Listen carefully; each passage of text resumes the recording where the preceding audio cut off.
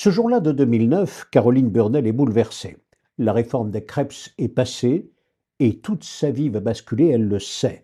Les Crêpes, ce sont les centres régionaux d'éducation populaire et de sport. Elle y est formatrice avec le statut de contractuelle. Elle fait aussi un peu de coaching sportif. Mais là, elle sait que le Crêpes de Normandie va disparaître. C'est ce jour-là où la vie de Caroline Burnell change du tout au tout. Et pourtant, elle l'aime, cette vie. C'est une vie libre de son temps. Elle voyage pratiquement quand elle veut avec son compagnon. Elle fait du sport aussi. Et Caroline réfléchit. Finalement, elle a deux options.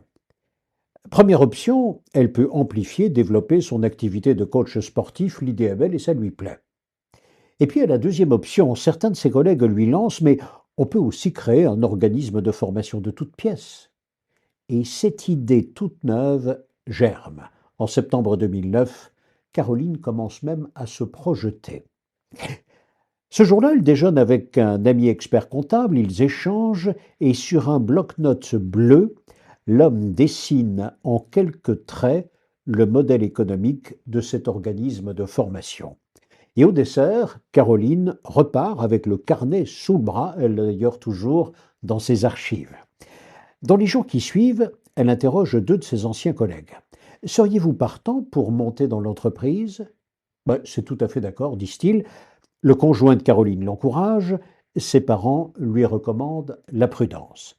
Mais Caroline est surfeuse et elle se jette à l'eau. Elle monte l'entreprise et elle l'appelle CRAF 2F, Centre Régional Action Formation Sport Santé. Quand elle revoit ce moment-là, elle repense à Tom Hanks dans le film Seul au monde. Les images montrent l'acteur au bout d'une longue route américaine. Et là, c'est la fin de la route et il doit choisir à gauche ou à droite.